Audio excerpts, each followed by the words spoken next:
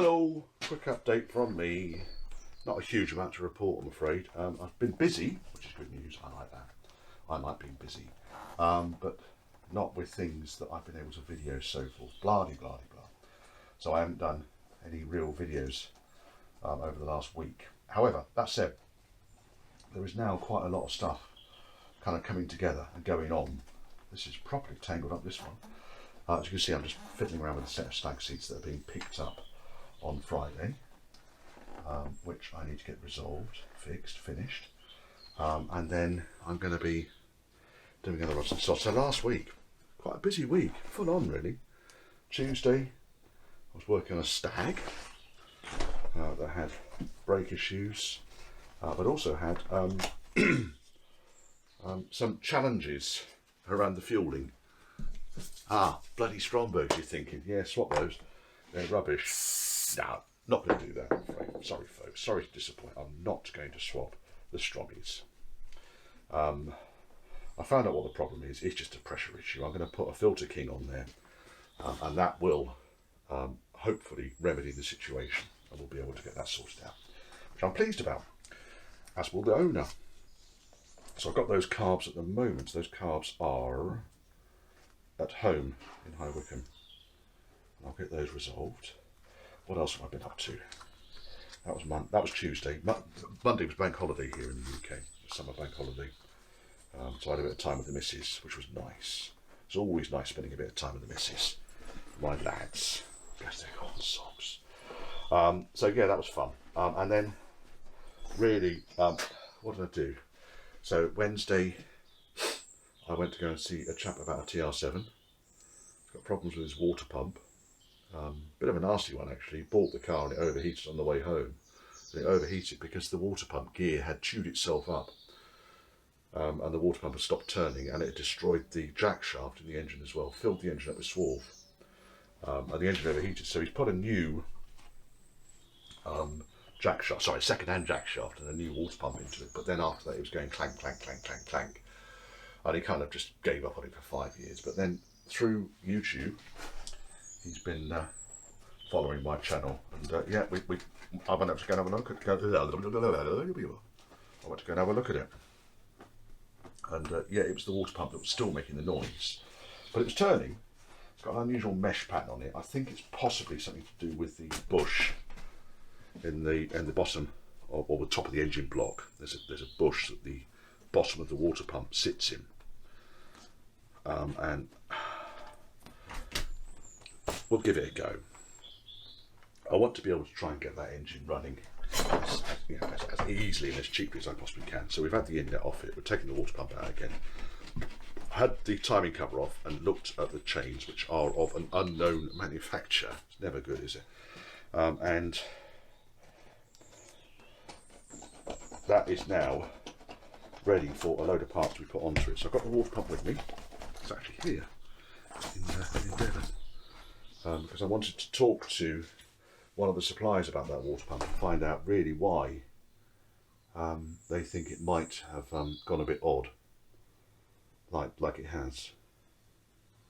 So that's that. Thursday, fiddling around with these, fiddling around with switching a fuel tank, fiddling around building a pair of calves at home. Nice day it was, sat out in the garden. No noise, peaceful day. Done all videos on these things, so there wasn't really any point in videoing it all again. I've done so many videos on Strombergs now. But these were fairly straightforward. And on Friday, went to go and see Giles. He's got a 1981 Range Rover 2-door that he's basically a long-term project really, but he's trying to get it back into a running state. He's having problems with the brakes, and we couldn't get to the bottom of it.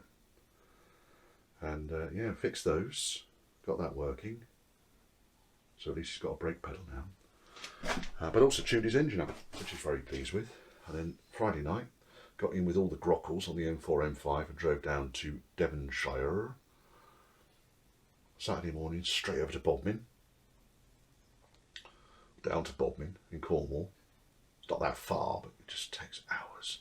Anyway, cut across country and then pick up the A30, but it's all bloody last weekend of changeover, and there's an awful lot of tourists and so forth.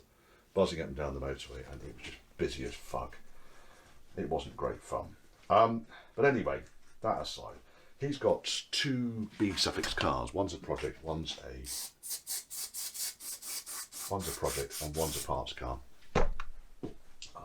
The project was registered on the day of his birth, hence his interest in it.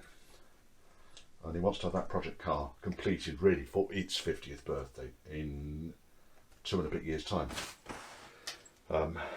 So my challenge really on Saturday was to give a health assessment on the running gear of the parts car, because the engine in the project car, as we found out at the end of the day, we were going, oh, let's see if we can get this going. It's not relevant, it's not a B-suffix engine, but I was going to try and get it started up.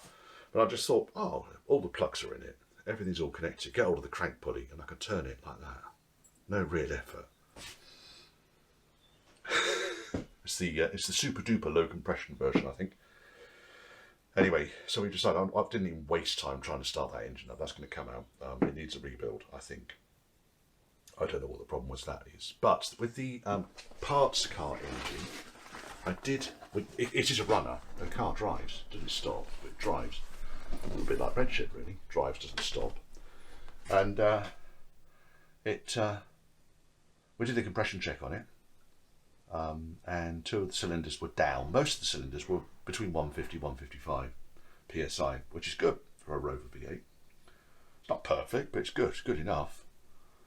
And 2 of the cylinders were 130. Now, a wet test didn't bring that up at all. So my guess is that there's a problem with the cylinder head. Either a valve seat is not sealing properly, or there's a problem with the head in general. So it's not a problem. The engine runs. It sounds sweet enough. So the idea is that I'm going to go back in October, gargantuan task of removing the engine and gearbox.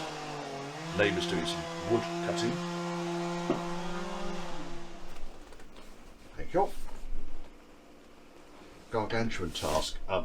So take the engine and gearbox out of the parts car and put them into the project car. I'll do that in a day. I'll video it. It'll be a laugh.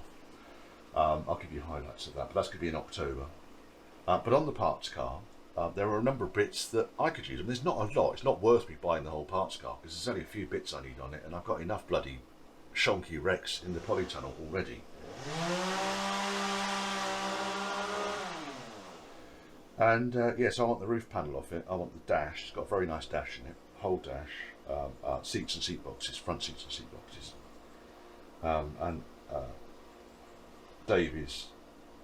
I made an offer for those parts, a fair offer for that, but Dave is actually quite happy to barter my time and labour to do the engine and transfer box shift move, and then he's quite happy just then to donate those parts to the cause, which is incredibly generous actually.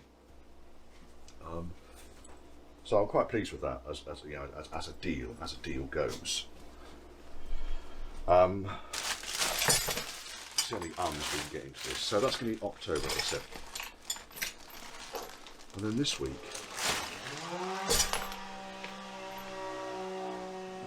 right, so what's coming up this week?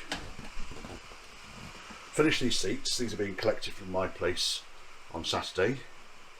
I'm going back on Friday night. I've got a chap coming over to complete the rebuild on the Rover V8 Friday during the day.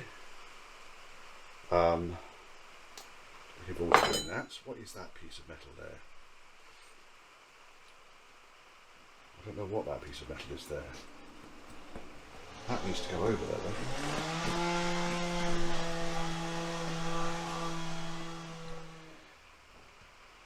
So these are being picked up Saturday afternoon from High Wycombe.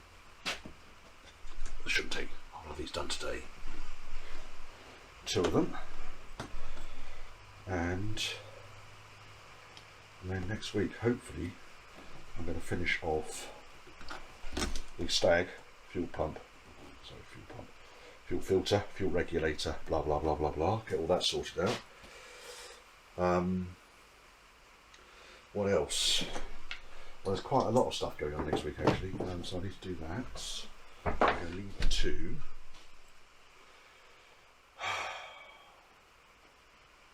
problem I've got with these is because they were done badly the first time round, the covers kind of don't really fit anymore.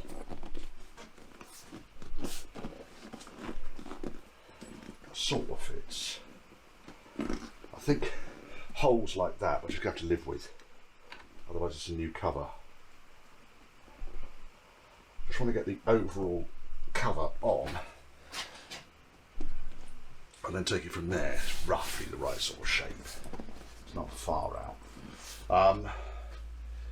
Yeah, so Stags, Range Rovers, TR7s. Hopefully you're going to see them on Sunday. Just a TR7. Which would be nice. Get that done. Get it back together again. I might do a little video of that as well, of the water pump going in.